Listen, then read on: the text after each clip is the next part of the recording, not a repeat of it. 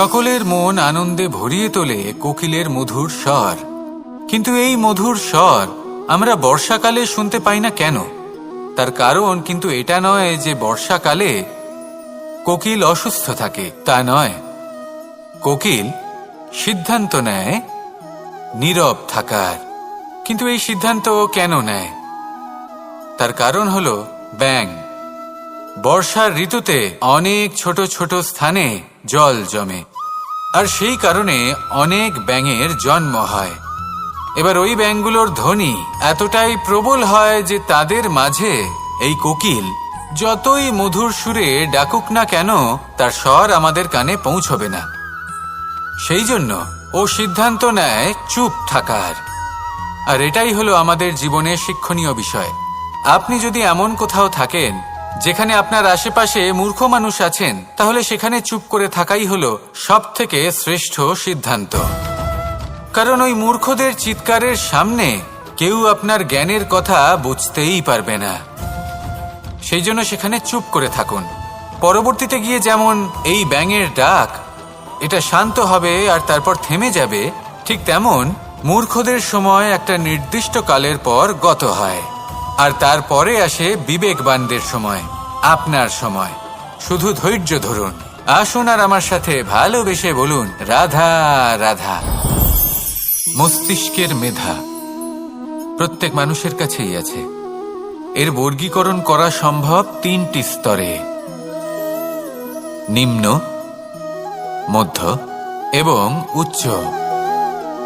এবার সেই ব্যক্তি যার মস্তিষ্ক মেধা নিম্ন স্তরের, তিনি কোন বিষয়ে কথা বলেন, কোন বিষয়ে আলোচনা করেন, কি সেই বিষয় যা নিয়ে এনারা ভাবেন?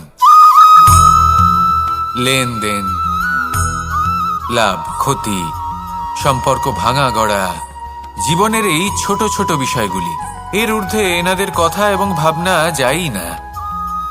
এবার যে ব্যক্তি এমন হন যার মস্তিষ্ক মেধা মধ্যস্তরের, সেই ব্যক্তি কি করেন, কোন বিষয়ে কথা বলেন? জীবনের ঘটনাগুলির বিষয়ে কথা বলেন। কি হয়েছিল, কিভাবে হয়েছিল, কিভাবে সেটা আরো বেশি শ্রেষ্ঠ করে তোলা সম্ভব। আর সেই ব্যক্তি যাদের মস্তিষ্ক মেধা উচ্চ স্তরে থাকে, তারা কি নিয়ে ভাবেন, তারা কি নিয়ে আলোচনা করতে থাকেন? তিনি ভাবেন যে কিভাবে নিজের চিন্তা ভাবনা আরো বেশি শ্রেষ্ঠ করে তোলা সম্ভব।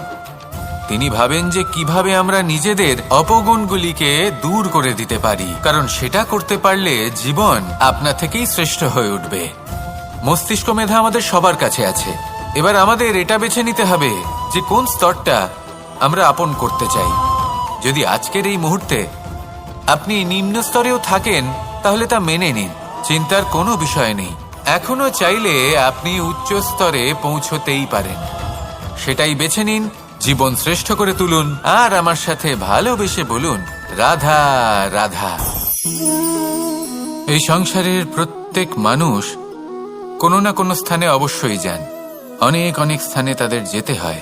এবার এমন কিছু মানুষ আছেন যারা সেই স্থানে হয়তো কখনোই যাননি। উদাহরণ হিসেবে বলবো, কিছু মানুষ আছেন যারা মন্দিরে যান, চিকিৎসালয়ে যান, কিছু মানুষ কারোর বিবাহ উৎসবে যান।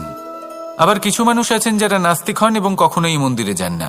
কিছু মানুষ অসুস্থ হন না, তাই চিকিৎসালয়ে যেতে হয় না। এমনও কিছু মানুষ থাকেন যারা সামাজিক উৎসব থেকে দূরে থাকাটাই পছন্দ করেন। যে কোনো মানুষ হোক, যা কিছুই তার চয়ন হোক না কেন, প্রত্যেক মানুষকে একটি স্থানে অবশ্যই যেতে হয়। এমন একটি স্থান আছে, সেই স্থানের নাম হলো মৃত্যুদ্বার। এবার এটা আবশ্যক নয় যে ঠিক মৃত্যুর পরেই আপনি মৃত্যুদ্বারে পৌঁছে যাবেন। এমন অনেক মানুষ আছেন যারা মৃত্যুর পূর্বেই মৃত্যুদ্বারে পৌঁছে ফিরে এসেছেন, আর তারা অনুভব করেছেন যে এই সংসারের সময় চক্রের সম্মুখে তাদের অস্তিত্ব কতটা ক্ষীণ। ওনারা এই কথা বুঝে গেছেন। বড় বড় জ্ঞানী মহান ব্যক্তি ছিলেন, তারা এসেছেন, কর্ম করেছেন এবং শেষে তারাও মৃত্যুদ্বারে প্রবেশ করেছেন। অবশেষে তারাও পঞ্চমহাভূতের সাথে মিলিত হয়েছেন। তাহলে আপনার কিসের এত অহংকার? এই জীবনে কেউ অমর নন। জীবনে কতদিন আমরা বাঁচবো এটাও আমরা জানি না। তাই এই জীবন যাপন করুন। এই জীবনের প্রত্যেক মুহূর্ত এমনভাবে যাপন করুন, এই কথা মাথায় রেখে যে যে কোনো মুহূর্তে আমাদের মৃত্যুদ্বারে প্রবেশ করতে হতে পারে, তাই না? আসুন আর আমার সাথে ভালোবেসে বলুন, রাধা রাধা। এই জীবনে 3টি গুরুত্বপূর্ণ শব্দ আছে যা বোঝা আমাদের কাছে খুব গুরুত্বপূর্ণ, এবং এই 3টি শব্দের নিজস্ব অর্থ আছে। প্রথম হলো সঙ্গবদ্ধতা, অর্থাৎ একসাথে মিলে কাজ করতে হবে, একসাথে মিলে পরিশ্রম করতে হবে, সামনে এগোতে হবে। এরকম করতে পারলে আপনার শক্তি বৃদ্ধি পাবে, আপনার ক্ষমতা বৃদ্ধি পাবে, আপনি এগোতে পারবেন এবং অনেক দূরে যেতে পারবেন। দ্বিতীয় হলো আত্মবিশ্বাস। হেরে যাওয়া বস্তুও আবার জিতে নিতে পারবেন। যদি আপনার নিজের আত্মবিশ্বাস থাকে তাহলে আপনি কখনো পরাজিত হবেন না। এবং তৃতীয় হলো অহংকার। জয়লাভ করার পরেও কিন্তু এটা আপনাকে পরাজিত করতে পারে। সেই জন্য জীবনে সঙ্গবদ্ধ হন, আত্মবিশ্বাস রাখুন, কিন্তু কখনোই অহংকার করবেন না। এই অহংকার আপনার থেকে সব কিছু কেড়ে নিতে পারে।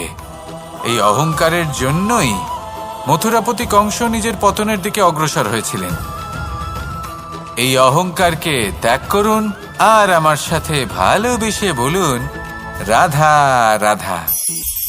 মানুষের সবথেকে বড় পুঁজি কি? তার সবথেকে বড় শক্তি কি? আমি যখন এই প্রশ্নটা করি তখন কিছু মানুষ বলেন মানুষের বল, তার ধন, তার জ্ঞান, তার বন্ধু, এরাই মানুষের শক্তি। তারপর আমি জিজ্ঞেস করি মানুষের সবথেকে বড় দুর্বলতা কি?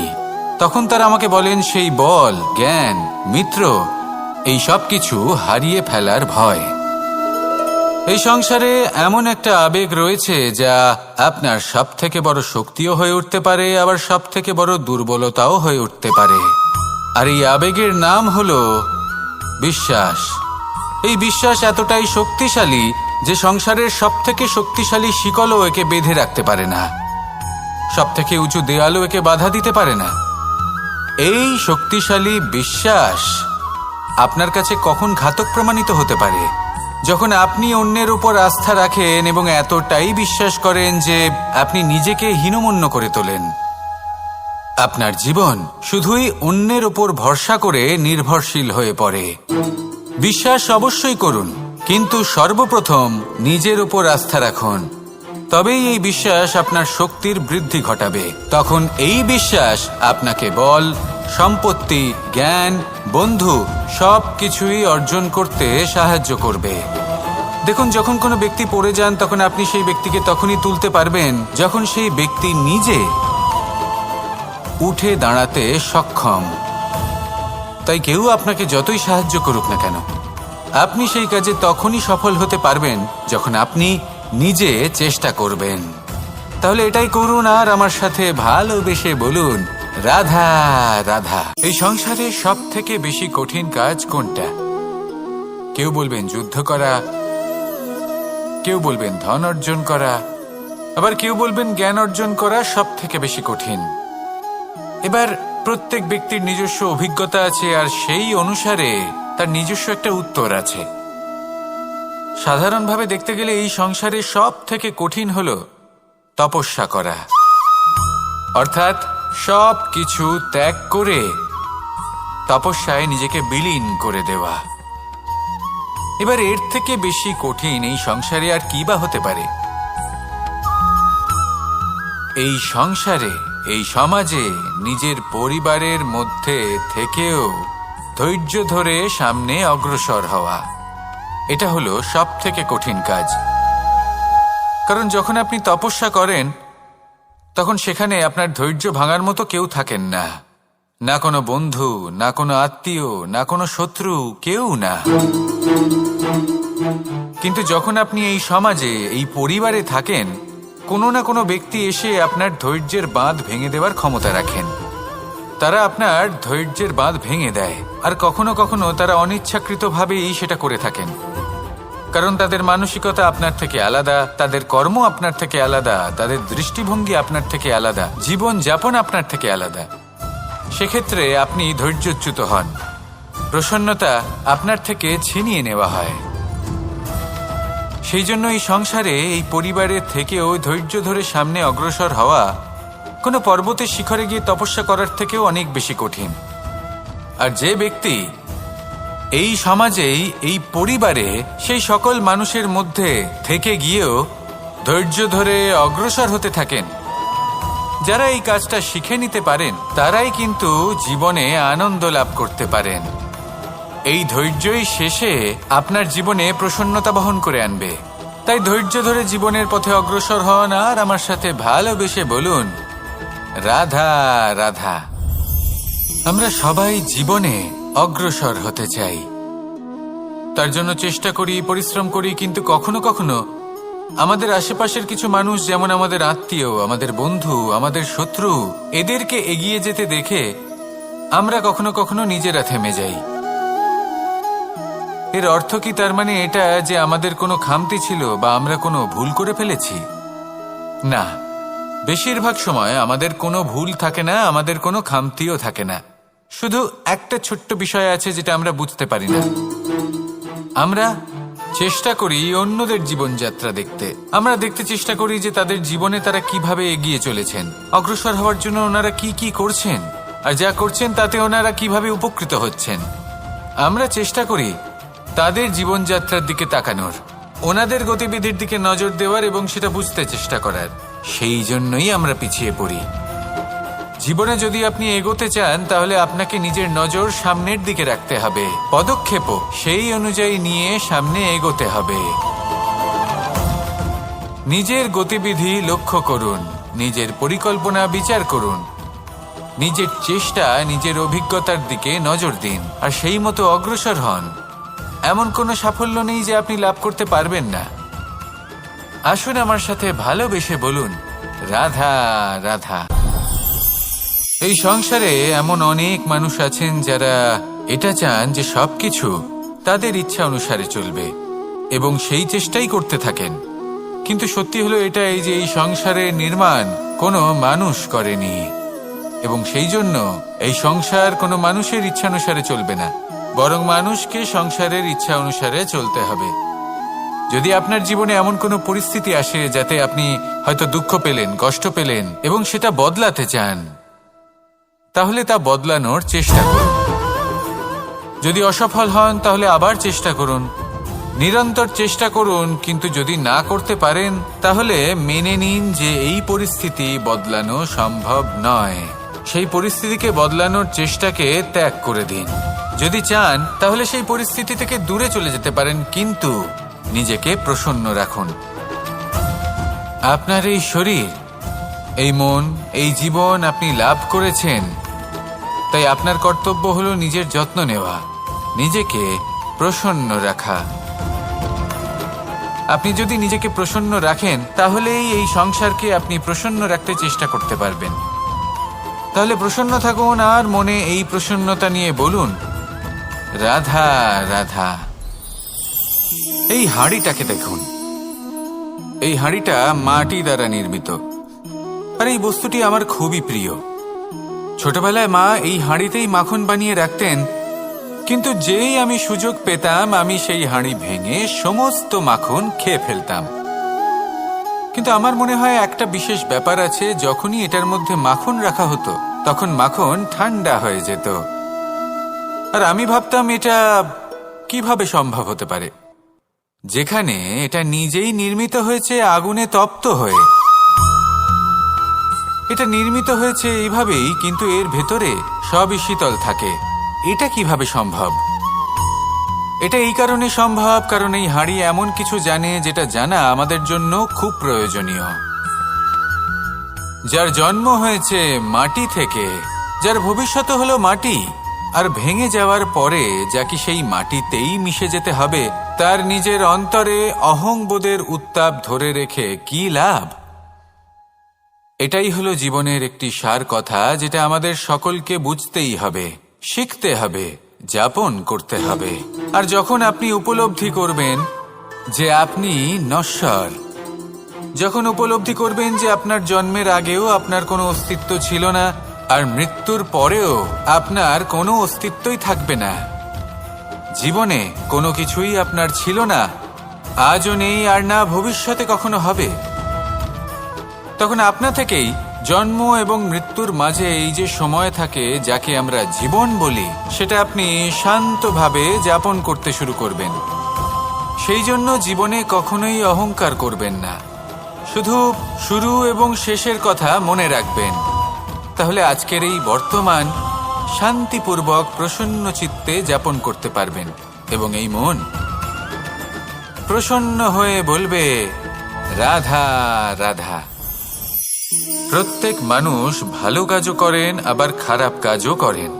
যখন ভালো কাজ করেন তখন তিনি প্রশংসার পাত্র হন, যখন খারাপ কাজ করেন তখন তাকে নিন্দা করা হয়, কখনো অপমানও করা হয়। যখন কেউ ভালো কাজ করে তার প্রশংসা করুন, অনেক অনেক প্রশংসা করুন, অত্যাধিক প্রশংসা করুন। কারোর প্রশংসা করলে আপনার কোনো ক্ষতি হবে না, কিন্তু যদি কোনো ব্যক্তি খারাপ কাজ করেন বা তার কোনো ভুল হয়ে থাকে, যদি আপনি তাকে অপমান করে থাকেন, তার নিন্দা করেন, তাহলে একটা কথা মনে রাখবেন, সেই ব্যক্তি এই ঋণের কথা ভুলবে না, বরং সঠিক সময়ে এলে পরে নিজের স্বভাব অনুসারে এই ঋণ শোধ করবে। আসুন আমার সাথে ভালোবেসে বলুন রাধা রাধা। এই সংসারে আমরা শুধু সেই বস্তুগুলিকেই অনুভব করতে পারি যেগুলো আমাদের পঞ্চ ইন্দ্রিয় গ্রাহ্য করে, যেমন যেমন আমরা চোখ দিয়ে দেখতে পাই, কান দিয়ে শুনতে পারি, আদি ইত্যাদি। কিন্তু এমন অনেক বস্তু আছে, ভাব বা তত্ত্ব আছে, যা আমাদের ইন্দ্রিয় পূর্ণরূপে অনুভব করতে পারে না, কিন্তু তা আছে এবং তা অত্যন্ত শক্তিশালী। যেমন বায়ু। বায়ু আমরা দেখতে পাই না, কিন্তু তার শক্তির প্রমাণ আমার নতুন করে দেওয়ার কোনো প্রয়োজন নেই। ঠিক তেমনই দুটি বোধ আছে, যা চোখে দেখা যায় না, আমরা তা শুনতেও পাই না, কিন্তু তা আছে এবং তা অত্যন্ত শক্তিশালী। এই দুই বোধ হল প্রার্থনা এবং বিশ্বাস। এই দুই বোধ যার মধ্যে আছে, সেই সংসারে সব কিছু করতে পারে, যে কোনো শিখরে পৌঁছতে পারে, তার পক্ষে কোনো কিছুই অসম্ভব নয়। একটা উদাহরণ দিই, তাহলে দ্রৌপদীর সেই কাহিনীকে স্মরণ করুন, মাতা দেবকীর বিশ্বাসকে স্মরণ করুন। ওনার বিশ্বাস ছিল যে একদিন আমার পুত্র আসবে আর কংসকে বধ করবে, আর ঠিক এমনটাই হলো। সত্যি কথা বলতে এই সংসার আমাকে ঈশ্বর বলে মনে করে, কিন্তু আমি এটা মনে করি যে আমি হলাম সকলের প্রার্থনা এবং বিশ্বাসের একটি সত্তা। এনাদের প্রার্থনা এবং বিশ্বাসের মাধ্যমে ঈশ্বর এই শক্তি লাভ করেন, এবং সেই শক্তি দ্বারা তিনি সবার মঙ্গল করতে থাকেন। বিশ্বাস এবং প্রার্থনা, এই দুই ভাব নিজের মনে জাগ্রত করুন আর আমার সাথে ভালোবেসে বলুন রাধা রাধা। মন্দিরে যখনই আপনি যান, সেখানে অবস্থিত প্রতিমার চরণ স্পর্শ করেন। যখন শিবলিঙ্গের অভিষেক করেন, তখন স্বয়ং নিজে হাতে দুধ এবং জল দিয়ে তা ধৌত করেন, তার প্রক্ষালন করেন। কিন্তু এর পেছনে কোনো অন্ধবিশ্বাস নেই। এখানে বিষয়টা হলো ঊর্জা সংক্রান্ত। যে কোনো ব্যক্তি হোক বা কোনো বস্তু, তার নিজস্ব একটি বিশেষ ঊর্জা থাকে। সেই জন্য যখনই আমরা বড়দের চরণ স্পর্শ করি, তখন সেই স্পর্শ দ্বারা সেই বিশেষ ঊর্জা আমরা নিজের অন্তরে সমাহিত করি। তাই সব সময় মনে রাখবেন, কারোর চরণ স্পর্শ করার অর্থ এটা নয় যে আপনি কারোর সামনে তুচ্ছ হয়ে যাচ্ছেন। এর অর্থ হলো এটাই যে বড় হওয়ার জন্য সেই বিশেষ ঊর্জা আপনি তার থেকে প্রাপ্ত করছেন। আর এই জীবনের আরেকটা বড় সত্য হলো এটাই যে যদি আপনি জীবনে কিছু লাভ করতে চান, তবে নতমস্তক হতে শিখুন। তা হয় সেটা পরমেশ্বরের সামনে, বা মন্দিরের প্রতিমার সামনে, বা মাতা পিতার সামনে, বা কোনো মহাপুরুষের সামনে, বা ভালোবাসার সামনে। আসুন আর আমার সাথে ভালোবেসে বলুন রাধা রাধা। রুদ্রাক্ষ। এই রুদ্রাক্ষ আসলে কি? কথায় আছে যে যখন রুদ্রের চোখ থেকে অশ্রু নির্গত হয়েছিল, তখন যে স্থানে সেই চোখের জল পড়েছিল সেই প্রত্যেকটি স্থানে একটি করে গাছের জন্ম হয়, আর সেই গাছ থেকেই আমরা রুদ্রাক্ষ লাভ করে থাকি। সেই রুদ্রাক্ষ যা নেতিবাচক শক্তির হাত থেকে আমাদের রক্ষা করে, যা আমাদের যাতনা এবং দুঃখ হরণ করে। আমার আরাধ্য মহাদেব যখন উনি হলাহল গ্রহণ করেছিলেন এই সংসারকে, এই সংসারের সব থেকে বড় বিপদের হাত থেকে রক্ষা করবেন বলে, তখন উনি সবার যন্ত্রণা হরণ করেছিলেন, সবাইকে রক্ষা করেছিলেন।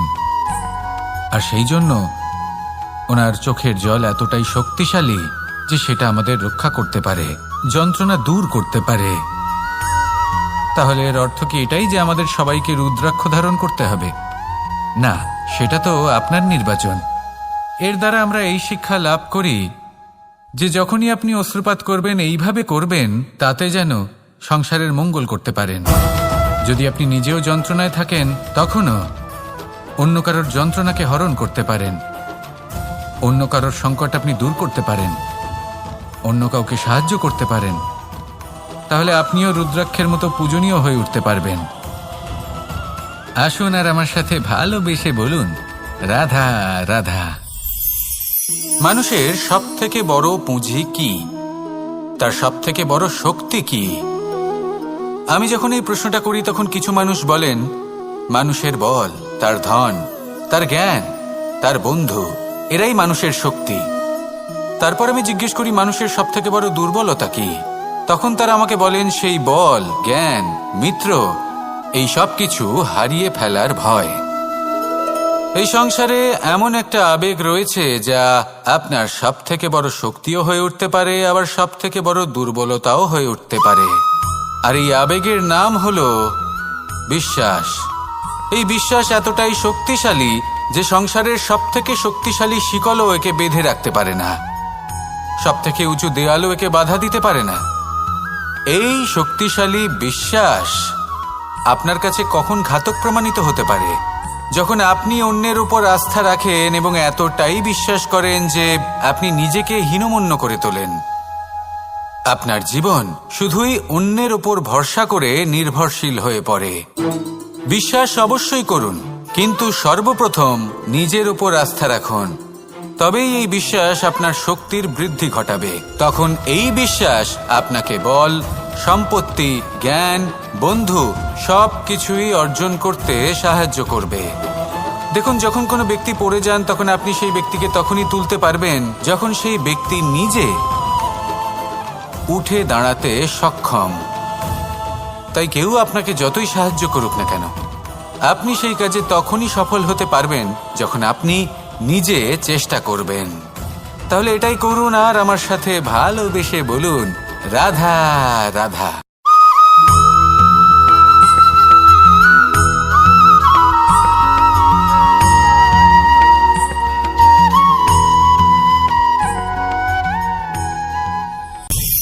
আমাদের সকলের জীবনে একটা লক্ষ্য থাকে যেটা আমরা লাভ করতে চাই।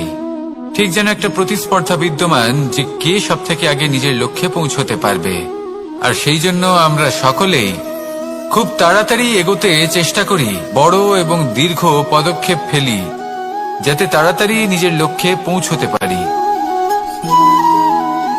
কিন্তু এক অত্যন্ত গুরুত্বপূর্ণ বিষয় আছে, সবসময় লক্ষ্য সামনে থাকবে না, কখনো কখনো তা খুঁজতে হয়। এই যাত্রা খুব কঠিন হতে পারে, আর ঠিক এই কারণেই সবসময় দ্রুত গতিতে চলা বা তাড়াতাড়ি পথে চলা সেটা আবশ্যক নয়। তার থেকেও বেশি গুরুত্বপূর্ণ হলো ভেবেচিন্তে তারপর পথ চলা। যদি ভেবেচিন্তে পদক্ষেপ ফেলেন, চলতে পারেন, তাহলে সেটাই সর্বশ্রেষ্ঠ পদক্ষেপ। কখন কোন দিকে যেতে হবে, কখন কোথায় দিক পাল্টানো যাবে না, কখন গতি বেশি রাখতে হবে, কখন কম, কখন থামবো, কখন চলবো, এই সব কিছুর বিষয়ে জ্ঞান অত্যন্ত গুরুত্বপূর্ণ এবং ভেবে চিন্তে চলতেই হবে। সেই জন্য শুধু তীব্র গতিতে সামনে এগোলে চলবে না, ভাবনা চিন্তা করে এগোতে হবে। আসুন আমার সাথে ভালোবেসে বলুন, রাধা রাধা। কখনো কোনো প্রজাপতিকে উড়তে দেখেছেন? কি সুন্দর উড়ে বেড়ায় সে, এক ফুল থেকে অন্য ফুলে, এক পাতা থেকে অন্য পাতার ওপর। কিন্তু সে কিভাবে উড়তে শেখে কখনো ভেবেছেন? জন্ম থেকেই কিন্তু প্রজাপতির ডানা থাকে না, ও কিন্তু ছোট্ট একটা ডিমের আকারে জন্ম লাভ করে। তারপর সেই ডিমটি ভেঙে একটি কীট বাইরে আসে। আস্তে আস্তে সে বড় হয়, ওর শক্তি বৃদ্ধি পায়। তারপর সে সেই কীট দশা ত্যাগ করে নিজের ডানাগুলি মেলে। এই প্রক্রিয়া তার কাছে সরল নয়, অত্যন্ত যন্ত্রণাদায়ক প্রক্রিয়া, কিন্তু সে সেই যন্ত্রণা মেনে নেয়। আর তারপর আস্তে আস্তে সে উড়তে শেখে। শুধুমাত্র আকাশে উড়ে বেড়ায় তা নয়, আমাদের মনের মাঝে উড়ে বেড়ায়। এবার এই ডিম থেকে প্রজাপতি হয়ে ওঠার যে যাত্রা, এটা যতটা কঠিন, ততটাই কঠিন হয় এই সংসারে শ্রেষ্ঠ কর্ম করা, ততটাই কঠিন হয় এই সংসারে মহান হয়ে ওঠা। সেই জন্য প্রয়োজনীয় প্রচেষ্টা এবং সময়। নিরন্তর প্রচেষ্টা করতে থাকুন, পর্যাপ্ত সময় নিন, এবং আপনি নিজেকে এই আকাশে উড়ন্ত অবস্থায় পাবেন। আসুন আমার সাথে ভালোবেসে বলুন, রাধা রাধা। পায়েস হলো আমার বিশেষ প্রিয়। এর মধুর স্বাদ মনকে প্রফুল্ল করে তোলে। ছোটবেলায় মা আমার জন্য পায়েস বানাতেন এবং আমাকে বলতেন যে গরম থাকতে থাকতে খেয়ে নে কানাই, ঠান্ডা হয়ে গেলে ভালো লাগবে না। কিন্তু আমিও দুষ্টু ছিলাম, ঠান্ডা হওয়া পর্যন্ত অপেক্ষা করতাম, আর ঠান্ডা হয়ে যাবার পরে মার কাছে যেতাম আর ওনাকে বলতাম যে মা, পায়েস তো ঠান্ডা হয়ে গেছে, এটা গরম করে দিন। তখন মা হাসতেন আর বলতেন যে পায়েস না হয় আমি আবার গরম করে দেব কানাই, কিন্তু এর মধুর স্বাদ, সেই মিষ্টত্ব, সেই সুবাস, সেটা আবার ফিরে আসবে না। কথাটা সত্যি। আর এই সত্যটাই আমাদেরও জীবনের সত্য। আমাদের জীবনের মধুর সম্পর্কগুলি, এতে যখন কটুভাব প্রবেশ করে তখন সেই মিষ্টত্ব ফিরিয়ে আনা প্রায় অসম্ভব ব্যাপার হয়ে যায়। আপনি চেষ্টা করে সেই সম্পর্ক ঠিক করতেই পারবেন, তার জন্য অগাধ পরিশ্রম করতে হবে, কিন্তু আবার সেই মিষ্টত্ব কখনো ফিরে আসবে না। সেই জন্য আপনার জীবনের যে মধুর সম্পর্ক আছে, যতটা সম্ভব চেষ্টা করুন তাতে মিষ্টত্ব বজায় রাখতে। কটুভাব আসতে দেবেন না। আসুন আর আমার সাথে মধুর স্বরে বলুন, রাধা রাধা। শব্দ। শব্দ আসলে কি? শুধুই কয়েকটি অক্ষরের সমষ্টি, নাকি আমাদের বাণী? এই শব্দ এমন এক শক্তি যা কাউকেই নিজের বশবর্তী করে ফেলতে পারে। শব্দ এমন এক অস্ত্র যা কাউকে ক্ষত বিক্ষত করে দিতে পারে। এই শব্দ হলো একটি নাদ স্বরূপ যা কোনো ঘুমন্ত ব্যক্তিকেও জাগিয়ে তুলতে পারে এবং নিজের লক্ষ্যের দিকে অগ্রসর করতে পারে। শব্দে এত শক্তি আছে যে কারোর মনে এতটা আঘাত দিতে পারে যে সে হয়তো জীবনে আর কখনো এগোতেই পারল না। তাহলে এই শব্দের প্রয়োগ খুব ভেবেচিন্তে করবেন। এবং এই শব্দের মতোই হলো নীরবতা। অনেক সময় এই নীরবতা আমাদের সহায়ক হয়ে ওঠে। অনেক সময় এটা আমাদের অনুশোচনাকে অনেক বেশি বাড়িয়ে তুলতে পারে। ভীষ্ম পিতামহ, অঙ্গরাজ কর্ণ, যখন দ্রৌপদীর বস্ত্রহরণ হচ্ছিল তখন এনারা নীরব ছিলেন। দুর্যোধনের বিরোধিতা করেননি, ওকে বাধা দেননি। আর তারপর কি হলো সেটা আপনারা সকলে জানেন। দেখতে গেলে নীরবতা চুপ করে থাকা, কিন্তু যদি কোনো দুষ্টের সামনে চুপ করে থাকেন, যদি তার বিরোধিতা না করতে পারেন, তাহলে এই নীরবতাই অনেক বড় পাপের আকার ধারণ করে। মনে রাখবেন আর আমার সাথে ভালোবেসে বলবেন, রাধা রাধা। আভূষণ। কার না ভালো লাগে এই আভূষণ? আমরা পরিশ্রম করি, ধন অর্জন করি আর আভূষণ কিনে থাকি, কখনো নিজের জন্য, কখনো বা তাদের জন্য যাকে আমরা ভালোবাসি, বা তাদের জন্য যাকে আমরা সম্মান করি। হয়তো সেই জন্যই সীতা চূড়ামণি ধারণ করেছিলেন এবং আমি সামন্তকমণি। কিন্তু এটাই কি সেই প্রকৃত আভূষণ যা আপনার মূল্য বৃদ্ধি করে? না, শ্রীরামের আভূষণ হলো ওনার নম্র ভদ্র ব্যবহার। মাতা সীতার আভূষণ হলো ওনার সততা, ওনার নিষ্ঠা, ওনার ত্যাগ। অর্জুনের আভূষণ ছিল ওনার একাগ্রতা। রাধার আভূষণ ওনার প্রেম। এই আভূষণ কোথাও নেই, আপনার মনে আছে। যদি আপনার মনে মিষ্টতা থাকে, তা শান্ত হয়, তাতে সততা থাকে, নিষ্ঠা থাকে এবং প্রেম থাকে, তাহলে আপনার অন্য আর কোনো আভূষণের কোনো প্রয়োজন নেই। আপনি যতই ভিড়ের মাঝে থাকুন, আপনার ঔজ্জ্বল্য চোখে পড়বে। আসুন আর আমার সাথে ভালোবেসে বলুন, রাধা রাধা। এই সংসারের সবথেকে বড় সত্যি হলো জন্ম এবং মৃত্যু, কিন্তু আরো বড় একটা সত্য আছে, মিত্র এবং শত্রু, যা আমাদের সকলের জীবনে থাকে। মিত্র সে যে আমাদের সঙ্গ দেয় এবং সংসারের সবথেকে উঁচু শিখরে আমাদের নিয়ে যায়, এবং শত্রু সে যে যে কোনো মুহূর্তে যে কোনো শিখর থেকে আমাদের নিচে ফেলে দিতে পারে। এবার বিচিত্র ব্যাপার হলো এটাই যে আমরা নিজেরাই এদের সাথে নিয়ে চলি, নিজেরাই এদের পালন করি। তা কি করে? প্রথমে বুঝুন এই মিত্র এবং শত্রু কারা। আপনার নিজের মন, আর কেউ নয়।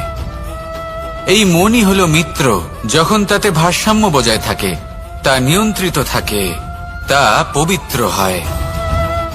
কিন্তু যদি এই মন অনিয়ন্ত্রিত হয়ে পড়ে, যদি আপনাকে সে নিয়ন্ত্রণ করতে শুরু করে, তখন সেই আপনার সবথেকে বড় শত্রু হয়। সেই জন্য এই মনের ওপর নিয়ন্ত্রণ রাখতে শিখুন, এতে ভারসাম্য বজায় রাখতে শিখুন। তাহলে আপনি এমন এক বন্ধুকে পাবেন যে আপনাকে এই সংসারের শিখরে পৌঁছে দেবে। আসুন আমার সাথে ভালোবেসে বলুন, রাধা রাধা। ঈশ্বর আসলে কে?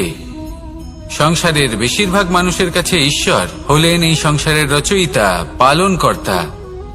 কারোর কাছে উনি জ্ঞাতা, কারোর কাছে উনি হলেন আস্থার প্রতীক, আবার কারোর জন্য শুধুমাত্র অন্ধ বিশ্বাস।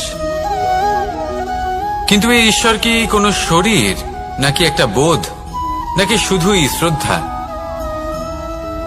ঈশ্বর হলেন তিনি যিনি হলেন আপনার ইষ্ট। সেই জন্যই তো গুরু, মাতা, পিতা এনাদেরও ঈশ্বরই বলা হয়েছে। যাদেরকে আমরা ঈশ্বর বলে মনে করি, যারা আমাদের ইষ্ট, তাঁরা আমাদের একটি পথ দেখান, একটি দিকে চালিত করেন। সেই পথে চলে আপনি শুভ কর্ম করতে পারেন। আর যখন কোনো ব্যক্তি তার ঈশ্বরের আদেশ পালন করেন, তখন সে নিজে থেকেই শুভ পথে অগ্রসর হয়ে যান। বেশ কয়েকজন মানুষ ঈশ্বরের ওপর আস্থা রাখেন এবং ভাবেন যে অনুচিত কোনো কাজ করা উচিত নয়, ঈশ্বর দেখছেন। ওনারা ভয় পান যে কোনো অনুচিত কর্ম করলে কে জানে তার পরিণাম কি হবে। এমন অনেক ব্যক্তি রয়েছেন যারা ঈশ্বরকে বিশ্বাস করেন এবং জানেন যে ঈশ্বর তাদেরকে দেখছেন, তাই যে যে শুভ কর্ম ওনারা করেছেন তার ফল তারা অবশ্যই পাবেন। এবার আপনি ভয় পেয়ে ঈশ্বরকে বিশ্বাস করবেন, নাকি বিশ্বাসের দ্বারা ঈশ্বরকে বিশ্বাস করবেন, সেই সিদ্ধান্ত আপনারই। কিন্তু হ্যাঁ, যদি আপনার মনে ঈশ্বরের জন্য কোনো স্থান থাকে, যদি আপনার কোনো ইষ্ট থাকেন, যদি আপনি কাউকে ঈশ্বর মনে করেন, যার প্রত্যেক আদেশ আপনি পালন করে থাকেন, তাহলে বলি, ঈশ্বর কখনো আপনাকে অনুচিত পথে চালিত করবেন না। আসুন আমার সাথে ভালোবেসে বলুন, রাধা রাধা। এই সংসারে ভিন্ন ভিন্ন ধরনের গাছ আছে, অসংখ্য ধরনের প্রজাতি আছে। কিছু গাছ পাতা দিয়ে থাকে, কিছু ফুল, কিছু ফল। কেউ ছায়া প্রদান করে, কেউ শীতলতা প্রদান করে, কেউ নিজেকে খুব কষ্ট দিয়ে এই সংসারের বিকাশে সহায়ক হয়ে ওঠে। কিন্তু এই সবার মধ্যে একটা বিষয় কিন্তু সমান,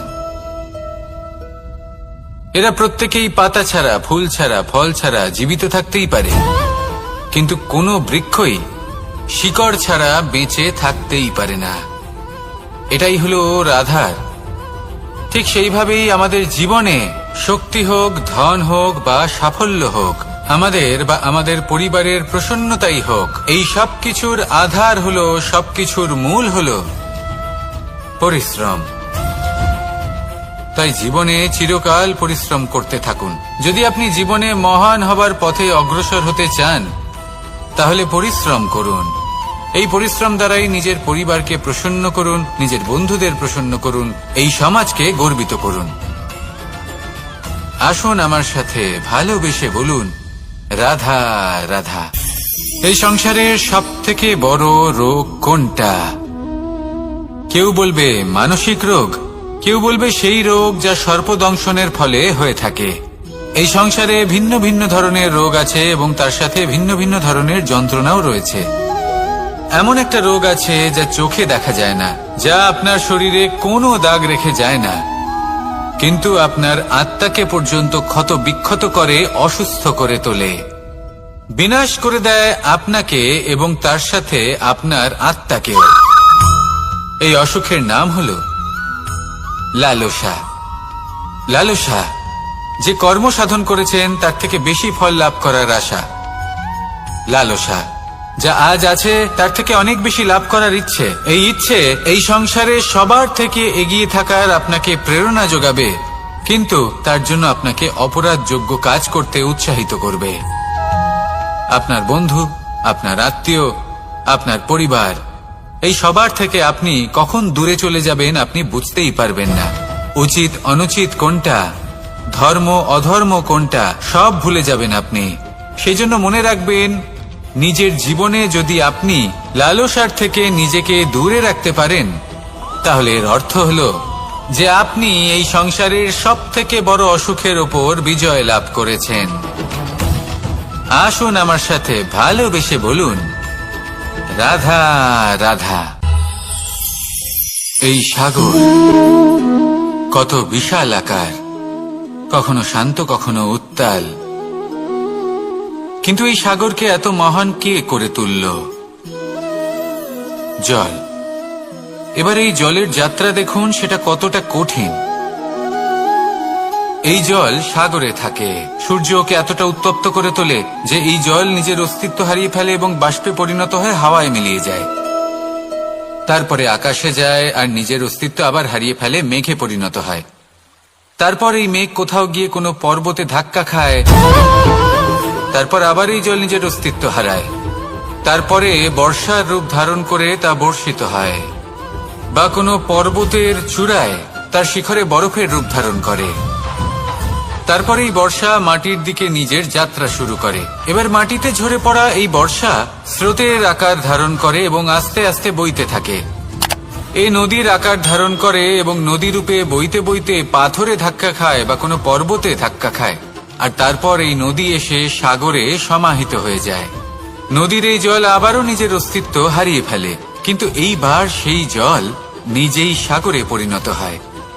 এটা আমাদের সকলের জন্য একটা শিক্ষা যে এই সংসারে জীবন এবং সময়ের এ হলো এক অনন্ত যাত্রা।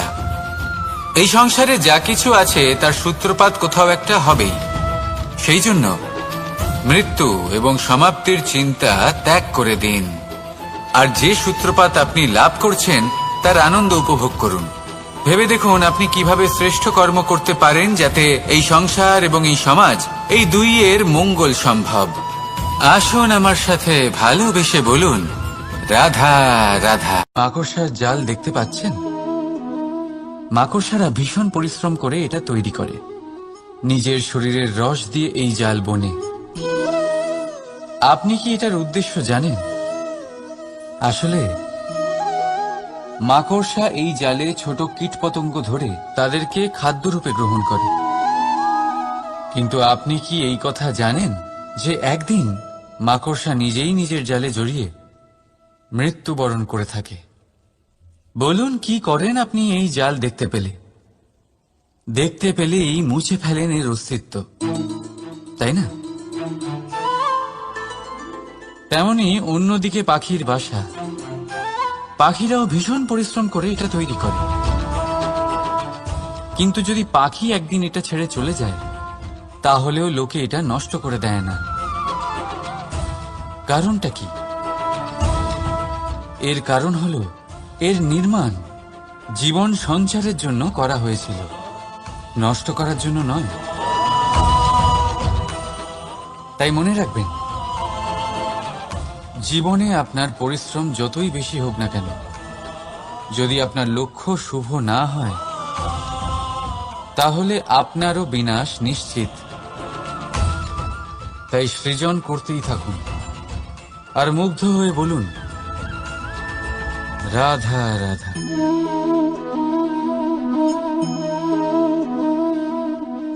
আপনার কি মনে হয় আমি কি করছি? আপনি বলবেন আমি প্রদীপ জ্বালাচ্ছি।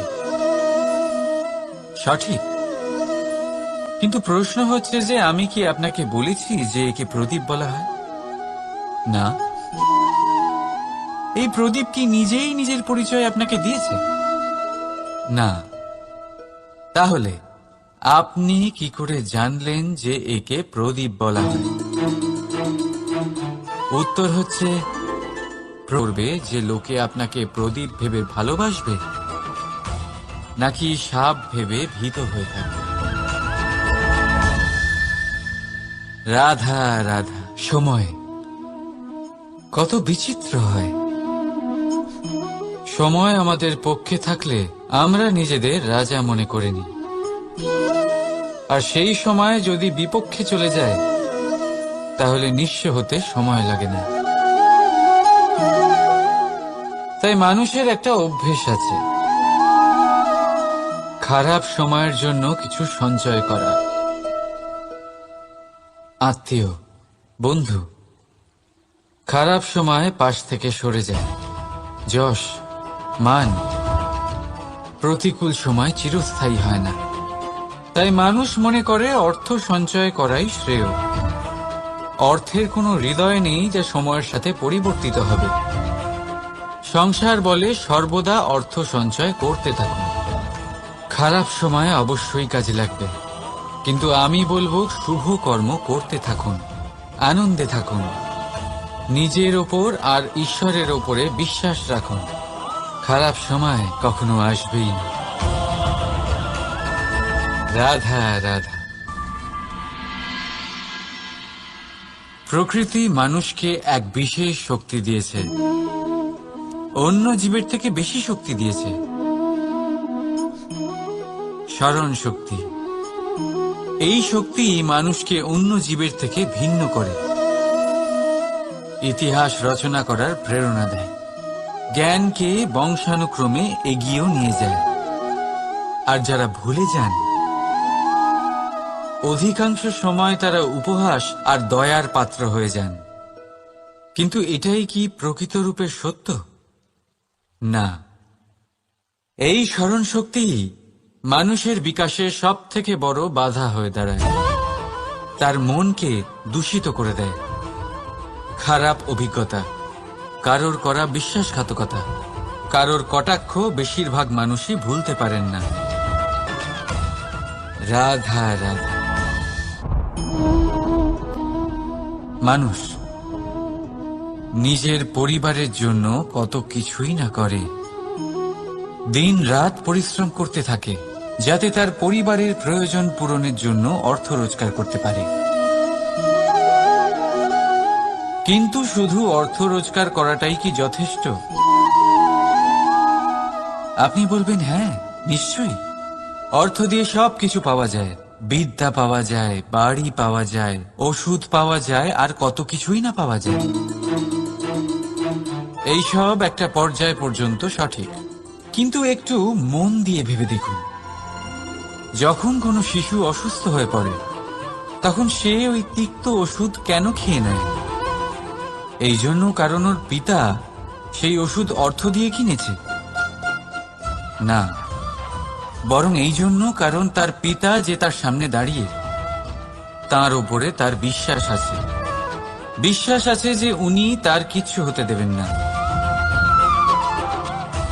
এই বিশ্বাস, এই সংস্কার, এই শিক্ষা কখনো অর্থ দিয়ে পাওয়া যায় না। এটা পাওয়া যায় সেই সময় থেকে যা মাতা পিতা তাদের সন্তানের সাথে কাটিয়েছেন। তাই জীবনে অর্থ অবশ্যই উপার্জন করুন, কিন্তু নিজের পরিবারকেও সময় দিন, আনন্দ পাবে। রাধা রাধা। বিরোধিতা এমন এক শব্দ যা শুনে আমরা সবাই ভয় পেতে থাকি। যদি কেউ আমাদের বিরোধিতা করে তা আমাদের সহ্য হয় না। আমরাও কারোর বিরোধিতা করে কোনো শত্রুতা করতে চাই না। এই ধরনের ভাবনা আমাদের মনে আসতেই থাকে। কিন্তু বিরোধিতা এই শব্দ আপনার শান্তির জন্য, আপনার সুখের জন্য কতটা গুরুত্বপূর্ণ তা আপনারা জানেন না। তাই যদি কাল এসে কেউ আপনার বিরোধিতা করে, তখন সবার আগে নিজেকে যাচাই করুন। আপনি কি ভুল করেছেন? আপনার দোষ কি? নিজের মধ্যে কি ত্রুটি আছে সেটা বোঝার চেষ্টা করুন। নিজেকে সংশোধন করার চেষ্টা করুন, তারপর দেখুন বিরোধিতার এই আগুন আপনাকে স্বর্ণ থেকে কুন্দন বানিয়ে তুলবে। বলা হয় এই সংসারে খারাপ বেড়েই চলেছে, কিন্তু তার কারণ এ নয় যে খারাপ মানুষ বেড়ে চলেছে। তার কারণ হলো যে ভালো মানুষ, যাদের ভালো চিন্তা, ভালো বিচারধারা আছে, তারা খারাপের বিরোধিতা করতে পারে না। যদি আপনার সম্মুখে কোনো খারাপ কর্ম হয়, তাহলে তার বিরোধিতা করতে সংকোচ করবেন না, কারণ বিরোধিতার এই আগুন মন্দকে পিছুপা হতে অবশ্যই বাধ্য করে। রাধা রাধা। জীবনে আপনি এরকম মানুষও দেখবেন যারা এটা বলে, ভাবে, নিজেকেও বলে যে উনি সেই এমন ব্যক্তি যার মতো আমি হতে চাই। ঠিক আছে, কারোর থেকে প্রেরণা নেওয়াটা কোনো ভুল নয়, কিন্তু কখনো কখনো এই প্রেরণা গুরুত্বহীন হয়ে যায় আর আমরা শুরু করে দিই সেই ব্যক্তিকে নকল করতে। এখানেই থেমে যায় আমাদের উন্নতি। এবারে দেখুন, সংসারে শত কোটি রঙের ফুল আছে, কিন্তু তারা কখনো একে অপরকে নকল করে না। সময়কে ব্যবহার করুন নিজের অস্তিত্ব নির্মাণ করার জন্য, কারণ কারোর ছায়া হওয়ার থেকে ভালো আপনি কারোর জন্য প্রেরণা হয়ে উঠুন। রাধা রাধা। আমরা সকলে পাথুরে রাস্তা এড়িয়ে চলি, কারণ এই পথের পাথর আমাদের যাত্রা আরো কঠিন করে তোলে, আমাদের পা আহত করে দেয়। কিন্তু একটা গুরুত্বপূর্ণ কথা আমরা ভুলেই যাই, এই কঠিন পথই না শুধু আমাদেরকে নিজেদের দুর্বলতার সাথে পরিচয় করায়, বরং আমাদের শক্ত হওয়ার প্রেরণাও দিতে থাকে। সময়ের সাথে ঠিক এমনটাই হতে থাকে। সবাই ভালো সময়ের অপেক্ষা করতে থাকেন, ভালো সময়ের জন্য পরিশ্রম করেন, তার জন্যই চিন্তা করেন, কিন্তু ভুলে যান যে ভালো সময় বহুবার আমাদের বিবেক নষ্ট করে দেয়। সেখানেই খারাপ সময় আমাদের বুদ্ধিকে সঠিক পথে চালিত করে। রাধা রাধা। ঘোড়াকে যতই প্রশিক্ষণ প্রদান করুন, তার মুখে লাগাম তো পরাতেই হবে। একজন ভালো চালক সেই ঘোড়ার লাগাম মাঝে মাঝে টেনে ধরে, তাকে সঠিক পথে চালিত করতে, যাতে সেই ঘোড়া দিগ্ভ্রান্ত না হয়। এবার একটু ভাবুন, ঠিক এরকমই হয় আমাদের মন। যদি এটা বিবেকের লাগাম দিয়ে মাঝে মাঝে আমরা টেনে না ধরি, তাহলে আমাদের এই মন দিগ্ভ্রান্ত হতে পারে। আর যদি আপনি আপনার লক্ষ্যে পৌঁছতে চান, তখন মনের এই লাগাম মাঝে মাঝে আপনাকে অবশ্যই টেনে ধরতে হবে, কারণ বিবেকের এই পথ প্রদর্শনই আপনাকে ভালোভাবে আপনার লক্ষ্যে পৌঁছে দেবে। মনে রাখবেন আর আমার সাথে ভালোবেসে বলবেন, রাধা রাধা। আপনি কখনো জাঁতা কল দেখেছেন? তাতে গম পেশা হয়।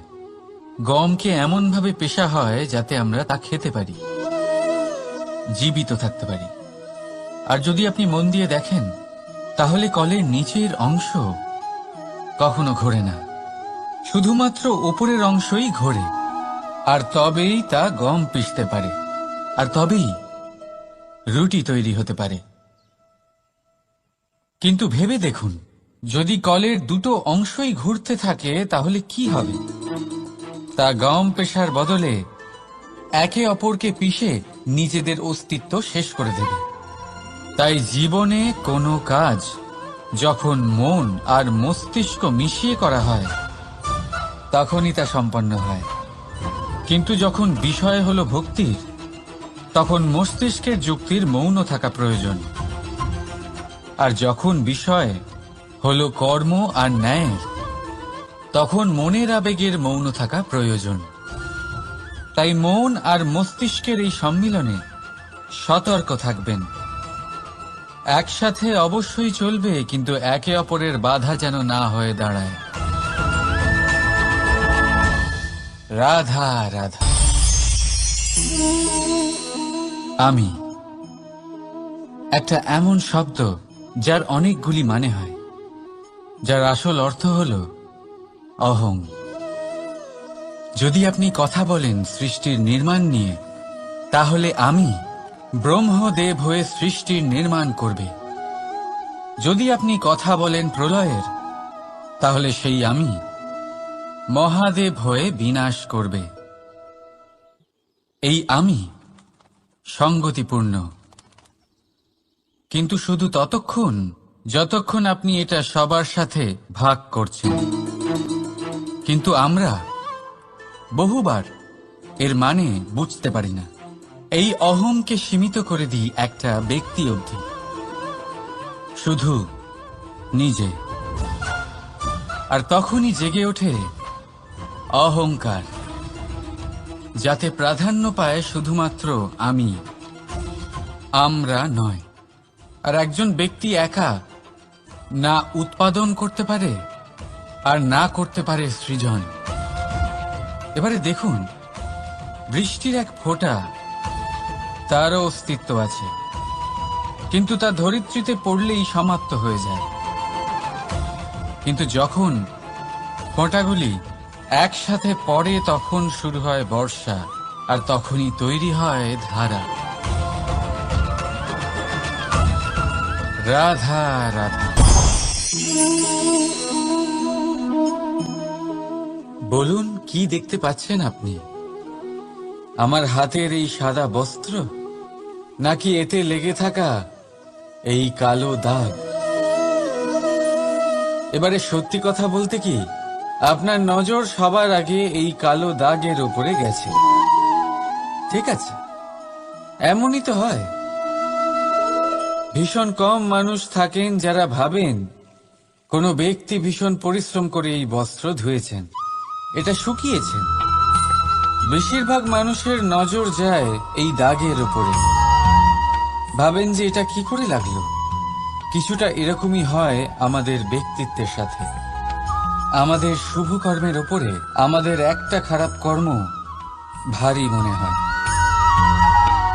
এবারে ভাবুন, যদি আমি চন্দ্রের কথা বলি, তাহলে তার শীতল আলো দেখার পূর্বে তার কলঙ্ক লক্ষ্য করেন, সেই চাঁদে লেগে থাকা কালো দাগ দেখে নেন। সেই জন্যই বিশেষ করে যারা শুধুমাত্র শুভ চিন্তা করেন আর উপকারী কর্ম যারা করেন, তাদের আমি বলবো সাবধানে থাকবেন। কারণ আপনার একটা খারাপ কর্ম চিরকালের জন্য উদাহরণ হয়ে দাঁড়াবে। রাধা রাধা। সাফল্য। যদি আপনাকে জীবনে সাফল্য পেতে হয়, তাহলে আপনি একাধিক মানুষ পাবেন যারা একাধিক উপায় বলবে আপনাকে সাফল্য পাওয়ার। দীর্ঘ সময় ধরে পরিশ্রম, চেষ্টা, নির্ধারণ, নিষ্ঠা এই বিষয়ে ভাষণ দিতে থাকবেন। একাধিক রকমের উদাহরণ আপনার সামনে তুলে ধরবেন। কিন্তু আমার এটা মনে হয়, আমরা কেন সেই বিষয়ে কথা বলি না যা মানুষকে অসফল করে তোলে? শুধু দুটো ব্যাপার অসফল হওয়া নিশ্চিত করে। শুধু দুই ধরনের মানুষ বেশিরভাগ অসফল হন। প্রথম তারা যারা ভাবে অনেক কিছু কিন্তু কিছুই করে না, আর দ্বিতীয় তারা যারা অনেক কিছু করতে থাকে কিন্তু ভাবনা চিন্তা না করে। ভাবনা আর কর্ম, এদের মাঝে সামঞ্জস্য রাখা খুব জরুরি। যদি এটা থাকে তাহলে জীবনে কখনো অসফল হবেন না। রাধা রাধা। আপনি অনেককে এই কথা নিশ্চয়ই বলতে শুনেছেন, এই ব্যক্তির দৃষ্টিতে দম্ভ আছে, এই ব্যক্তির চোখের ওপর অহংকারের পর্দা পড়ে আছে, ইত্যাদি ইত্যাদি। চলুন আমি আপনাকে একটা প্রশ্ন করছি, আপনি দেখেন কি দিয়ে? দৃষ্টি দিয়ে নাকি দৃষ্টিভঙ্গির সাহায্যে? ভাবুন। চিন্তায় পড়ে গেলেন নিশ্চয় পরিচয়ের সাথে সাক্ষাৎ করায়। উদাহরণ হিসেবে চন্দ্র। চন্দ্র আমরা সবাই দেখেছি। বহু মানুষ আছেন যাদের চন্দ্র অত্যন্ত সুন্দর লাগে। পাথরকে ভগবান ভেবে পুজো করবেন নাকি ভগবানকে পাথর ভেবে পরিত্যাগ করবেন? সিদ্ধান্ত আপনার, কিন্তু এই সিদ্ধান্ত নির্ভর করে আপনার দৃষ্টিভঙ্গির ওপর। তাই নিজের দৃষ্টিভঙ্গি শুভ রাখুন, নিজের দৃষ্টিভঙ্গিতে ভালোবাসা রাখুন, আর আনন্দে বলুন রাধা রাধা। বড় বড় রাজমহলের বড় বড় ইমারতের চূড়া কত সুন্দর হয়,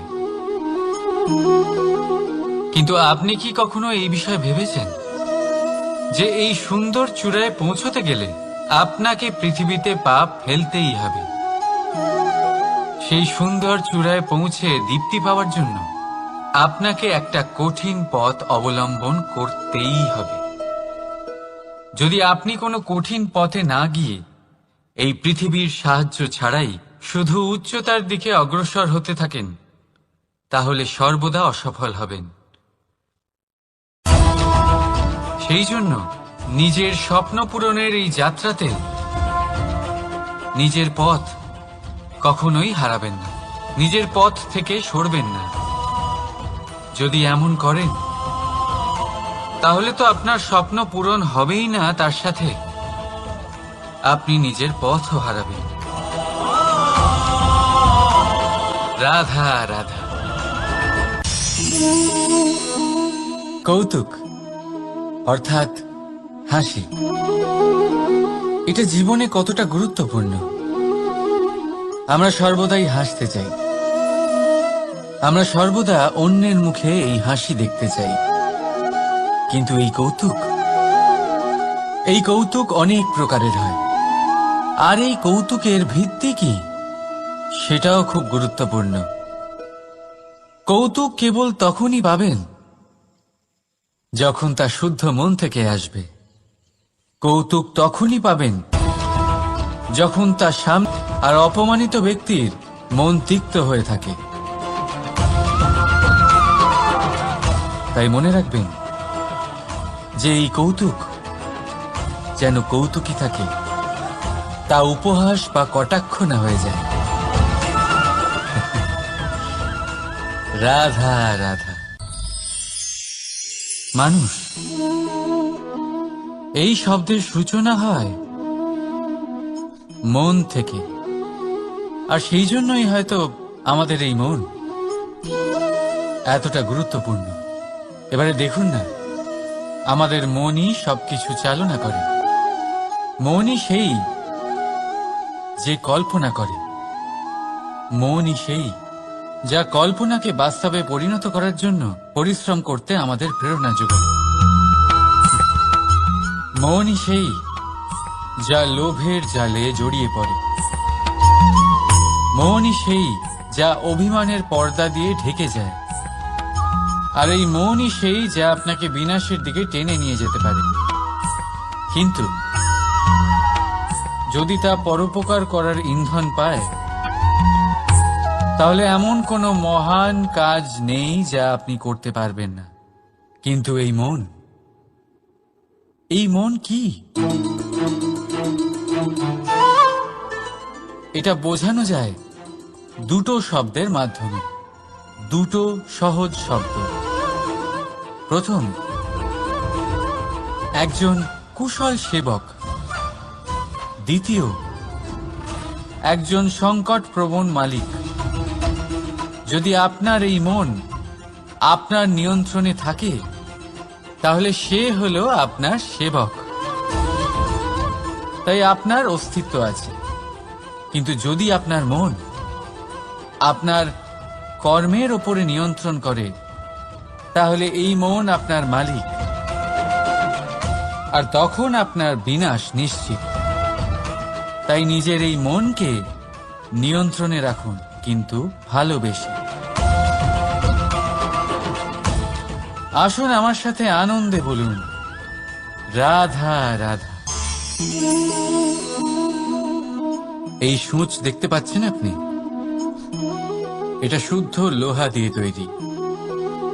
বস্ত্র সেলাই করার কাজে লাগে, অস্ত্রোপচারে কাজে লাগে।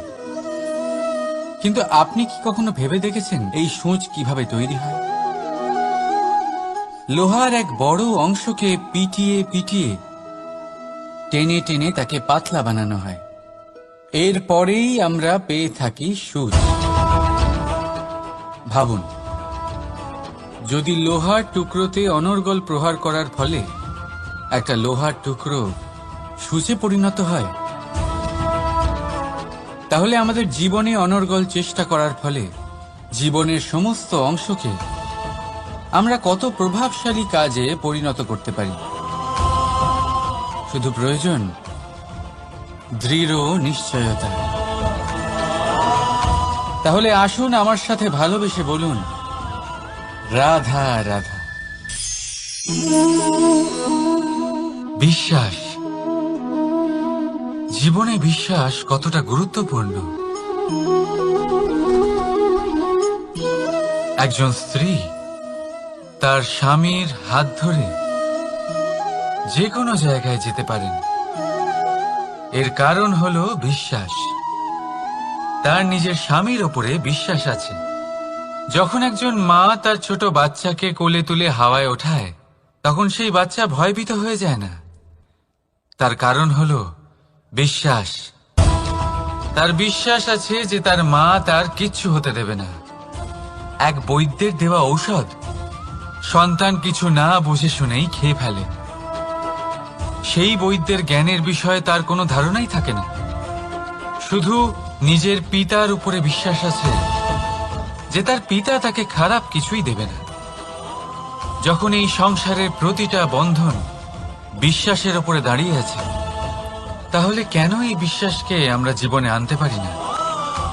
আপনি নিজেই দেখুন, এই বিশ্বাস নিজের জীবনে এনে দেখুন, সবকিছু আরো সুন্দর হয়ে যাবে। তাই ভালোবেসে বলুন, রাধা রাধা।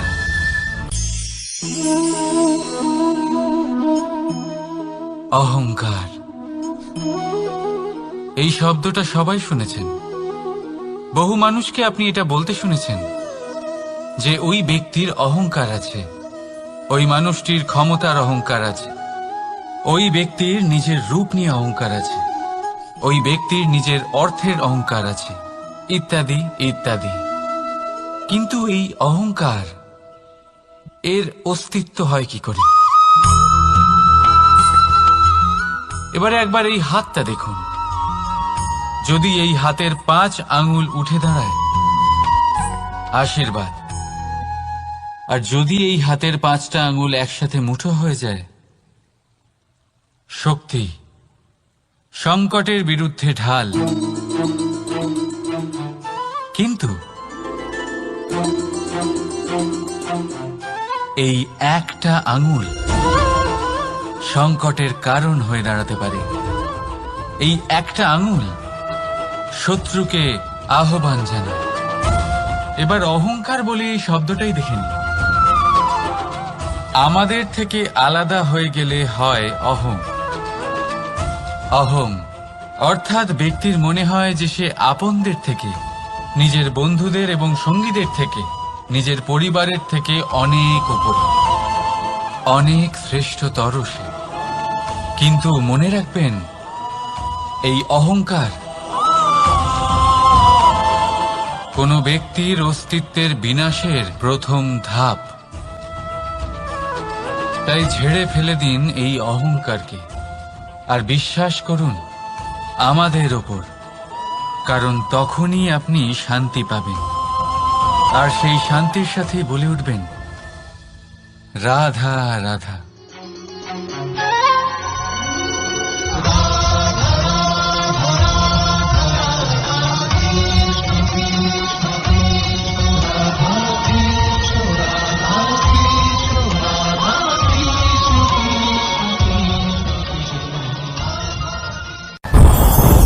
ওমা, এ কি?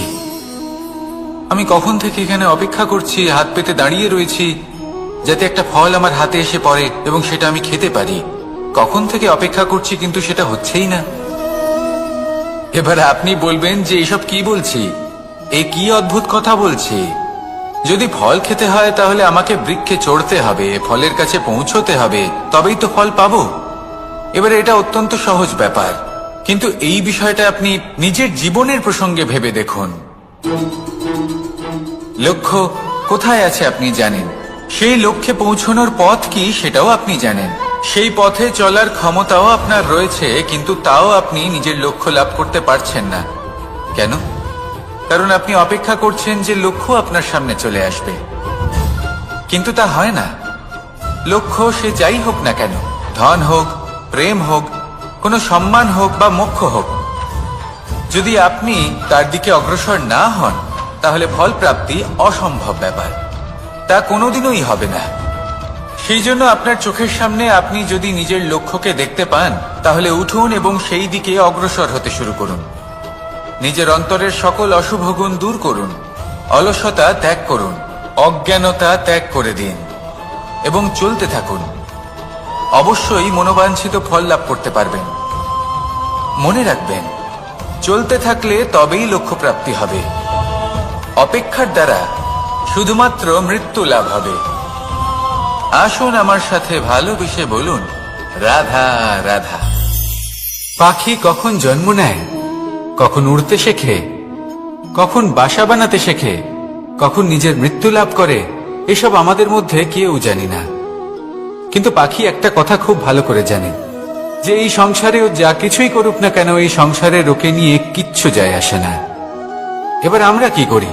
কোনো কাজ করার আগে আমরা এটা ভাবি যে এই সংসার যদি আমাকে দেখে ফেলে তাহলে কে জানে এই সংসার কি ভাববে, আমার প্রতিচ্ছবি কেমন তৈরি হবে কে জানে, কে জানে কি হবে আদি ইত্যাদি। এই সব ভাবনায় আমরা মগ্ন হয়ে যাই। কিছুটা এমন ভাবে মগ্ন হই যে বর্তমানের কর্মের এই জীবনের যাত্রাপথে সেই সময়ের আনন্দ উপভোগ করতে ভুলে যাই। এবার দেখুন একটা পাখি কি করে, ওর কর্ম হলো গান গেয়ে চলা। ওই পাখি গেয়ে চলে, কেউ ওর গান শুনুক বা না শুনুক, কেউ আদৌ শুনছে কিনা সেই বিষয়টা নিয়ে সেই পাখির কিছুই যায় আসে না। সেই পাখি নিজের কর্ম করতে থাকে। হয়তো সেই জন্যই আপনি কখনো কোনো পাখিকে কাঁদতে দেখবেন না। এরকমই আপনাকে নিজেকে গড়ে তুলতে হবে। প্রথমে নিজেকে জিজ্ঞেস করুন, এই যে কর্ম আমি করতে চলেছি সেটা কি উচিত? যদি আপনার মনে হয় সেটা উচিত তাহলে সেটা প্রমাণ করুন। এটা ভাববেন না যে এই সংসার কি ভাববে। আসুন আর আমার সাথে ভালোবেসে বলুন, রাধা। বনের মধ্যে যদি আপনি কোনো বিষাক্ত সাপ দেখেন তাহলে কি করবেন? আপনি তখনই তার থেকে দূরে পালাতে চেষ্টা করবেন। আর এটা কেন করবেন? নিজের রক্ষার্থে। এই কথা আমি নয় মেনে নিলাম, কিন্তু নিজের জীবনে এটা করেন না কেন? আপনি যেখানেই যান, যে স্থানেই যান না কেন, প্রত্যেক সময় প্রত্যেক মুহূর্তে এমন বিষাক্ত সাপ আপনি অবশ্যই খুঁজে পাবেন। আর সেই সাপ নয় যাদের আপনি বনে খুঁজে পাবেন, এরা হলো সেই সাপ যা আপনাকে পাপ করতে বাধ্য করবে। আপনার অন্তরের বাসনা, ক্রোধ, অহংকার, লোভ, ঈর্ষা এদের বৃদ্ধি ঘটাবে। দেখুন, বনের এই সাপ আপনাকে একবার ছেড়ে দিতেও পারে, ছোবল নাও মারতে পারে, কিন্তু এই যে পাপ রূপী সাপ আছে তা অবশ্যই ছোবল মারবে। কর্ম যদি করেন তাহলে অবশ্যই ফল পাবেন। সেই জন্য যখনই কোথাও যাবেন, যদি এমন কাউকে দেখেন, যদি এমন কিছু দেখেন যে আপনাকে পাপ করতে বাধ্য করছে, তাহলে সেই মুহূর্তে সেখান থেকে পালিয়ে যান। যেমন বনের সাপ দেখে আপনি পালাতে থাকেন। সৎকর্মের রক্ষা অত্যন্ত আবশ্যক। আসুন আর আমার সাথে ভালোবেসে বলুন, রাধা রাধা। যদি কোনো সিংহ বানরের মতো গাছে চড়তে চেষ্টা করে তাহলে কি হবে? একটা মাছ যদি মাটিতে হাঁটতে চেষ্টা করে তাহলে কি হবে? তারা বিফলই হবে।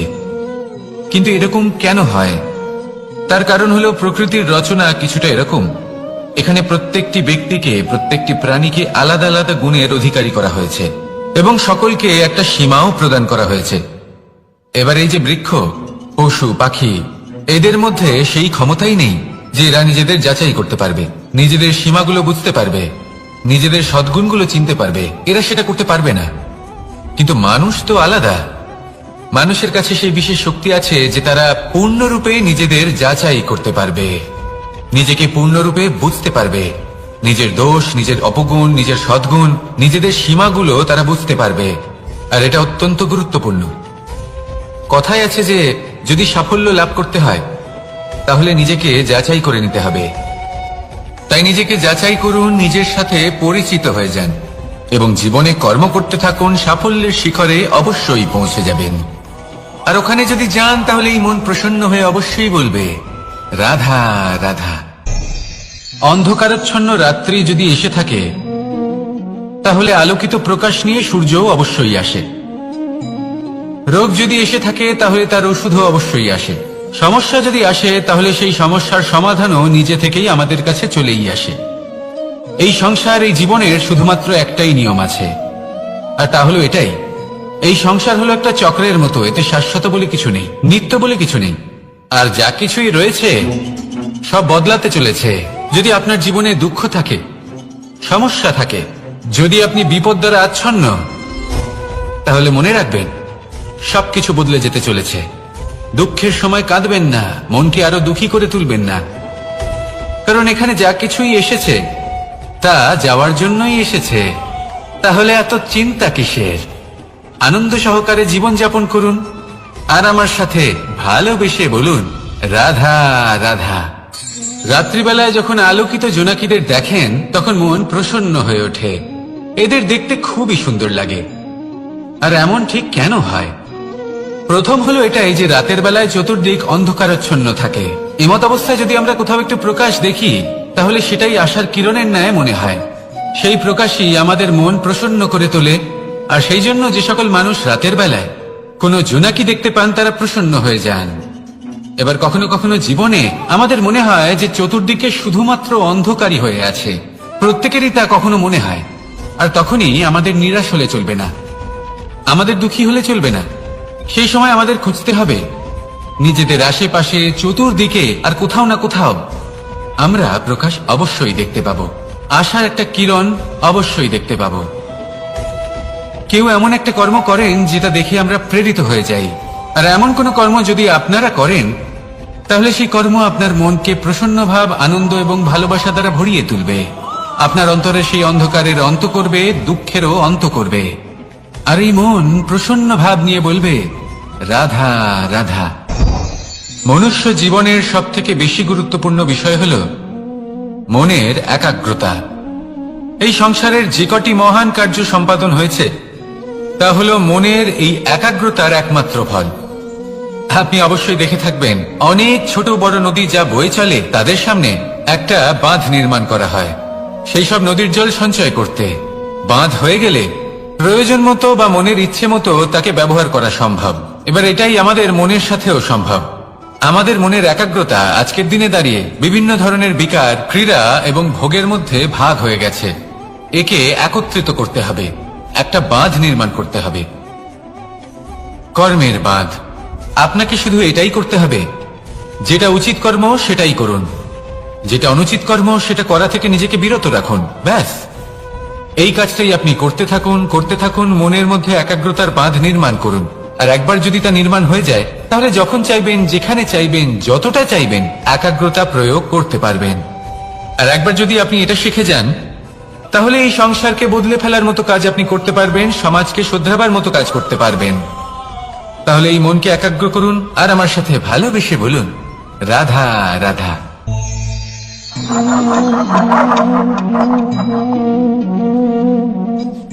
কোন ব্যক্তিকে নিশ্চয়ই দেখেছেন যিনি নিজে কাঠ কাটার এই কাজে নিপুণ এবং অভিজ্ঞ। এবার আপনারা দেখবেন যে তার মনোযোগ সমস্ত কাঠের ওপর থাকে না, তার মনোযোগ থাকে শুধুমাত্র একটা কাঠের ছোট্ট একটি অংশের ওপর, যেখান থেকে তার টুকরো করা হচ্ছে। কিন্তু সেটা উনি কেন করেন? যদি এটা উনি না করেন তাহলে সেই কাঠ সঠিক পদ্ধতি এবং তাড়াতাড়ি কাটা যাবে না। জীবনেও তাই হয়ে থাকে। আপনি হয়তো কোনো লক্ষ্য স্থির করেছেন বা পথ নির্বাচন করেছেন বা কাজ স্থির করেছেন যেটা আপনি করেই ছাড়বেন। তাহলে নিজের সম্পূর্ণ মনোযোগ শুধুমাত্র তার উপর কেন্দ্রীভূত করুন। যদি আপনার মন এদিক ওদিক তাকাতে থাকে, অস্থির হয়ে পড়ে, বিচলিত হয়ে পড়ে, যদি তা হয়ে থাকে তাহলে আপনি অবশ্যই অসফল হবেন। তাই কর্মঠ থাকুন, নিরন্তর কর্ম করতে থাকুন এবং পূর্ণ মনোযোগ দিয়ে নিজের কাজ করুন। নিজের পথে অগ্রসর হন বা নিজের লক্ষ্য প্রাপ্ত করতে চেষ্টা করুন। তারপর দেখুন কি হয়, কিভাবে উচিত পথে এবং তীব্র গতিতে আপনার লক্ষ্য আপনার কাছেই পৌঁছে যায়। আর আপনার এই মন প্রসন্ন হয়ে বলে, রাধা রাধা। কখনো কোনো নদীকে দেখেছেন? একই আকার, একই স্থান, শুধু প্রবাহিত হতে থাকে। এর মধ্যে কখনো কোনো অপদ্রব্য ফেলে দেখুন, দেখবেন সেটা বেশিক্ষণ সেখানে থাকে না। সেটা নদীর সাথে বইতে থাকে আর বয়ে যেতে যেতে সাগরে সমাহিত হয়ে যায়, আর শেষ পর্যন্ত সাগর সেটাকে তটে ফেলে দেয়। কিছুটা এমন হওয়া উচিত আমাদের বিচারধারাও। এক স্থানে তা স্থগিত হওয়া উচিত নয়, এটা সবসময় প্রবাহমান হওয়া উচিত। তবেই আমাদের চেতনা, আমাদের মূল্যবোধ এবং আমাদের স্মৃতি, এই তিনটি শ্রেষ্ঠ থাকবে। আর এটাই হলো পুকুর এবং নদীর মধ্যে পার্থক্য। নদীতে জল সবসময় বয়ে চলে, সেই জন্য পবিত্র থাকে, শুদ্ধ থাকে এবং পরিষ্কার থাকে। আর সেখানে এই পুকুরের তলদেশে সব জমা হতে থাকে, আর সেই জন্য তা অপবিত্র হয়ে যায়। তাই সবসময় এই বিচারধারা প্রবাহমান রাখুন। যদি মনে কোনো ভাবনা চলে আসে, সেখানেই থেকে যায় এবং বিদ্যে থাকে, তাহলে তা বের করে দিন, তাকেও বয়ে যেতে দিন, এবং তার যা উত্তর হবে তা সময়ের সাথে আপনার সামনেই চলে আসবে। শুধুই নদীর মতো প্রবাহমান হন আর আমার সাথে ভালোবেসে বলুন, রাধা রাধা। এই সংসারে সাফল্য লাভ করার জন্য জ্ঞানের প্রয়োজন হয়, পরিশ্রমের প্রয়োজন হয়, দৃঢ় নিষ্ঠার প্রয়োজন হয়, নিরন্তর চেষ্টা করা প্রয়োজনীয়। কিন্তু আরো কিছু আছে যা অত্যন্ত প্রয়োজনীয় এবং গুরুত্বপূর্ণ। তা হলো ভালো বন্ধু। তাদের থাকা অত্যন্ত প্রয়োজনীয়। যদি ভালো বন্ধু থাকে তাহলে সময় এলে তারা ঢাল হয়ে আপনাকে সুরক্ষা করবেন। সময় এলে অস্ত্রের মতো শত্রুকে সংহারও করবেন। যদি তিনি জ্ঞানী হন, তাদের মধ্যে সদ্গুণ থাকে, তাহলে এই সব গুণ আপনার মধ্যেও প্রবেশ করবে। তাহলে সাফল্যের জন্য ভালো বন্ধু পাওয়া অত্যন্ত প্রয়োজনীয়। কিন্তু শুধু বন্ধু কেন, ভালো শত্রুও থাকা প্রয়োজনীয়। এবার আপনি ভাববেন, এ আমি কি বললাম? যদি আপনার জীবনেও ভালো অর্থাৎ শক্তিশালী শত্রু থাকে, তাহলে আপনিও শক্তিশালী হতে থাকবেন। এই শত্রু আপনাকে প্রেরিত করবে আরো বেশি শক্তিশালী হয়ে ওঠার।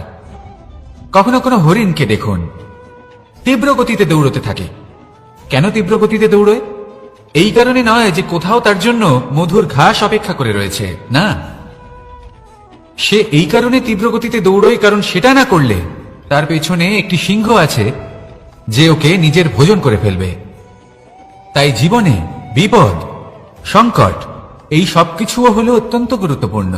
তার সম্মুখীন হতে শিখুন আর আমার সাথে ভালোবেসে বলুন, রাধা রাধা। আমরা সবাই ফল খাই, কিন্তু আমাদের সেই ফলই প্রিয় হয় যে পরিপক্ক হয়ে ওঠে, যেটা নম্র হয়, আর যে ফল অনেক বেশি মিষ্টি আর সুস্বাদু হয়ে থাকে, যাদের রঙে বাহার দেখা যায়। সেইভাবে জীবনে আমরা নানান মানুষের সাথে পরিচিত হই, কিন্তু সেই মানুষই আমাদের মন ছুঁয়ে যায় যারা বিনম্র স্বভাবের, যাদের বাণী খুব মধুর, যাদের অন্তরে আত্মবিশ্বাসের একটা তেজ, একটা রং দেখা যায়। এবার এমন ব্যক্তি আমরা কি করে হব?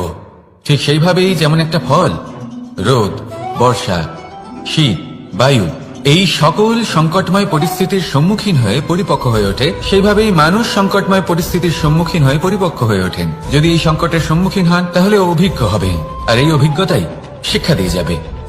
এই অভিজ্ঞতা আমাদের শিখিয়ে দেয় যে আমাদের বিনম্র থাকতে হবে। অহংকার করে কোনো লাভ নেই। মধুর বাণীর যে কি মূল্য তা আমরা শিখতে পারি। এই অভিজ্ঞতাই আমাদের বুঝিয়ে দেয় যে উচিত অনুচিত কোনটা, আমাদের দৃষ্টিভঙ্গি তৈরি করে, আর এই দৃষ্টিভঙ্গি দ্বারা আত্মবিশ্বাস জাগ্রত হয়। সেই জন্য জীবনে কখনো বিপদ থেকে দূরে পালাবেন না, সেগুলোর সম্মুখীন হন, অভিজ্ঞতা লাভ করুন, তার থেকে শিক্ষা লাভ করুন, এইভাবেই পরিপক্ক হবেন। আসুন আমার সাথে ভালোবেসে বলুন, রাধা রাধা। ধন সঞ্চয় করা সম্ভব, আর সেই জন্য ধন সব থেকে বেশি মূল্যবান সম্পত্তি নয়। এবার আপনি বলবেন, আমি কি বলছি, এই ধন খুব মূল্যবান, আমরা সকলে অর্জন করতে ব্যস্ত। সেটা এই কারণে, কারণ আপনারা জানেন না এই সংসারের সব থেকে বেশি মূল্যবান সম্পত্তি কি। এ হলো সেই সম্পত্তি যা কখনো সঞ্চয় করা সম্ভব নয়।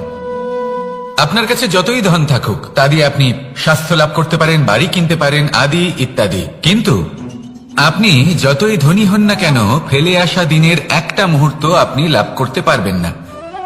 এই একটা মুহূর্ত, এই সময়, এটাই হলো সংসারের সব থেকে মূল্যবান সম্পত্তি। একবার চলে গেলে তা কখনোই ফিরে আসে না। আর এই মুহূর্ত যতই চলে যাক না কেন, আমরা স্মৃতির মাধ্যমে সেগুলি যাপন করতে পারি, তার আনন্দ উপভোগ করতে পারি।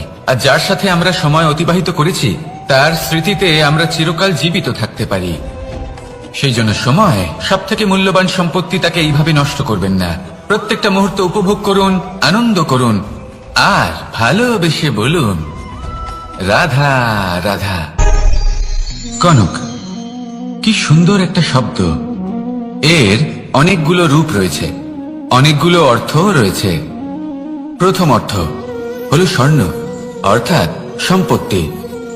দ্বিতীয় অর্থ ধুতুরা, অর্থাৎ গাছের ছোট একটা বীজ, যা কিনা অত্যন্ত শক্তিশালী হয়। যদি বেশি মাত্রায় এর প্রয়োগ করা হয় তাহলে এটা বিষময় হয়ে উঠতে পারে। এই হলো সেই ধুতুরা যার প্রয়োগ মহাদেবের পুজোতে করা হয়। এবার প্রশ্ন হলো এটাই যে এই স্বর্ণ এবং এই ধুতুরার মধ্যে মিল কি রয়েছে। মিল হলো এটাই যে এই দুটোই মানুষকে মত্ত করে তোলে। ধুতুরা মানুষকে তখন মত্ত করে যখন তাকে সেবন করা হয়, কিন্তু স্বর্ণ, ধন, সম্পত্তি, মানুষ এটা যতটাই অর্জন করে নেয় সেটাই যথেষ্ট। এই স্বর্ণ মানুষের ভাবনা চিন্তা করার ক্ষমতাকে বশ করে ফেলে। মানুষ সম্পত্তির লোভে মত্ত হয়ে ওঠে, কারণ যে যত চমৎকারী, যতটা অমূল্য হয় তাকে সামলানো কিন্তু ততটাই কঠিন, তাই না? তাই মনে রাখবেন, ধন, স্বর্ণ, সম্পত্তি এগুলো ধুতুরার থেকেও অনেক বেশি বিষাক্ত হতে পারে।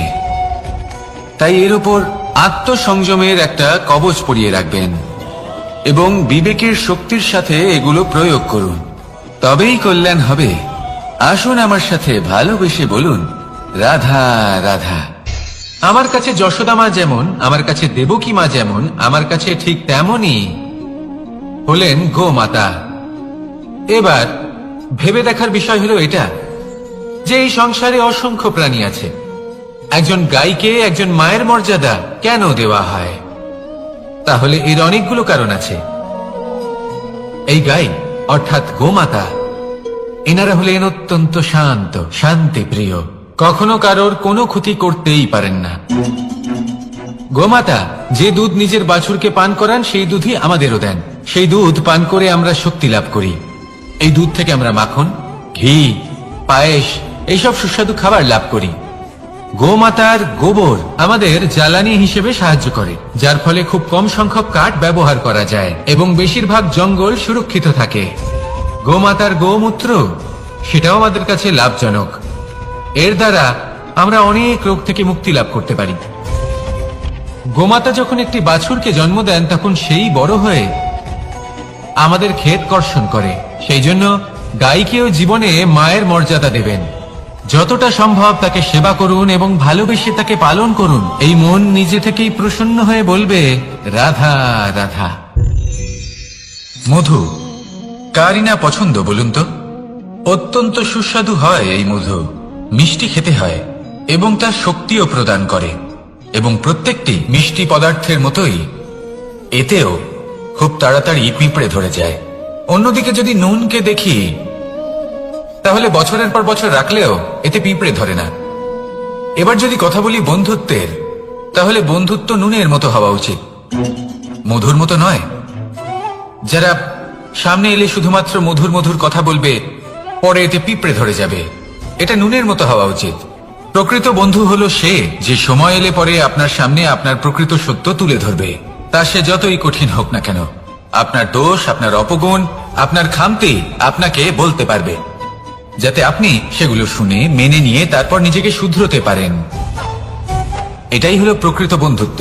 কখনো নিজের জীবনের আশেপাশে মন দিয়ে দেখবেন, অনেক সময় এমন মানুষ থাকেন, অনেক বন্ধু থাকেন, যাদের দেখে আমাদের মনে হয় যে এনারা খুব কঠোর, এনাদের কথা খুব কটু।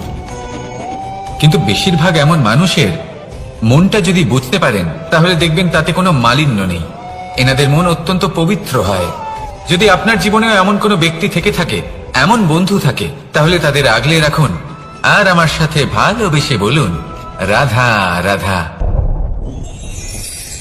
যতক্ষণ আমরা এই সংসারে জীবিত, ততক্ষণ আমাদের সাথে সবকিছু থাকে।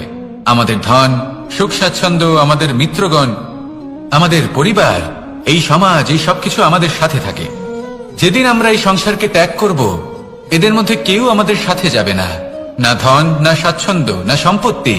এই সকল মানুষ, এই সমাজ, এরা শুধুমাত্রই শ্মশান পর্যন্ত আমাদের সাথে থাকতে পারবেন।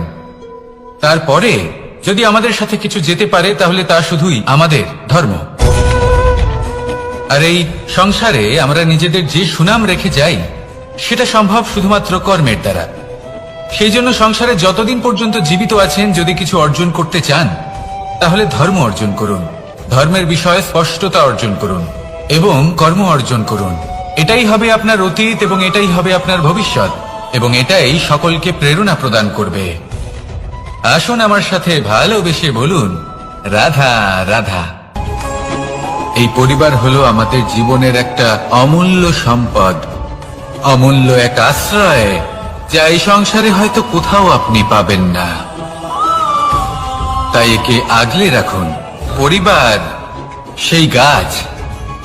আসুন আমার সাথে ভালোবেসে বলুন, কার সেই গাছ। আসুন আমার সাথে ভালোবেসে বলুন, রাধা রাধা। অনেক সময় আমরা জীবনে অনেক মানুষকে এমন বলতে শুনে থাকি যে আমি অসফল হয়েছি কারণ আমার সময় ভালো যাচ্ছিল না। আমি এই জিনিসটা লাভ করতে চাইছিলাম কিন্তু করতে পারলাম না কারণ আমার সময়টা ভালো যাচ্ছিল না। আমি আমার জীবনে ওই মহান কাজটা করতে চাইছিলাম কিন্তু করতে পারলাম না। কেন? কারণ আমার সময়টা ভালো যাচ্ছিল না। কিন্তু যে মুহূর্তে ভালো সময় আমার জীবনে আসবে, আমি সব কিছু প্রাপ্ত করব। এমন প্রায় প্রত্যেকেই বলেন। আসুন একটা কথা বোঝা যাক। একজন মালিকে দেখুন, সে প্রত্যেক দিন গাছের সেবা করে, তাকে জল দেয়, তার যত্ন আত্তি করে। কেন? প্রত্যেক দিন সেই গাছ ফল দেয় না। সঠিক সময় এলে তবেই সেই গাছ ফল দেয়, কিন্তু প্রত্যেক দিন মালি তার সেবা করে, তাকে যত্ন করে। শুধুমাত্র তখন করে না যখন সেই গাছ ফল দিতে সক্ষম। আর যদি মালি গাছের যত্ন প্রতিদিন না করে, তাহলে হয়তো সেই গাছ ফল দিতেই পারবে না। এটাই হলো আমাদের জন্য একটা শিক্ষা। যখন সময় আমাদের জন্য অপেক্ষা করে না, তখন আপনি সময়ের জন্য কেন অপেক্ষা করছেন? ভালো সময়ের জন্য অপেক্ষা করবেন না। ভালো এবং শুভ কর্ম দ্বারা ভালো সময়কে নিজের কাছে টেনে আনুন। নিরন্তর কর্ম করুন, পরিশ্রম করতে থাকুন। শুভ সময় আপনা থেকেই আপনার কাছে আসবে।